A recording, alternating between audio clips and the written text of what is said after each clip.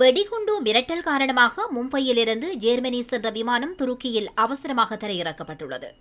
கடந்த வெள்ளிக்கிழமை இந்தியாவின் மும்பை நகரிலிருந்து ஜெர்மனியின் பிராங்க்ஃபர்ட் நகருக்கு புறப்பட்டு சென்ற விஸ்தாரா ஏர்லைன்ஸ் விமானத்தின் கழிவறையில் ஒரு துண்டு காகிதத்தில் வெடிகுண்டு மிரட்டல் விடுக்கும் வகையில் வாசகம் எழுதப்பட்டிருந்தது.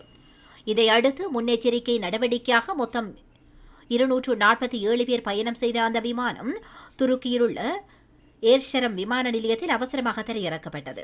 விமானத்தில் இருந்த பயணிகள் அனைவரும் பத்திரமாக வெளியேற்றப்பட்டனர். தொடர்ந்து அந்த விமானத்தில் வெடிகுண்டு நிபுணர்கள் தீவிர சோதனை நடத்தினர்.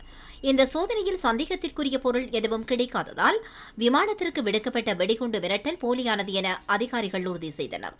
இதற்கிடையில் ஏர்ஷரம் விமான நிலையத்திலிருந்து பயணிகள் பிராங்க்ஃபர்ட் நகருக்கு அழைத்துச் செல்ல விஸ்தாரா நிறுவனம் சார்பில் மாற்று விமானம் ஏற்பாடு செய்யப்பட்டது.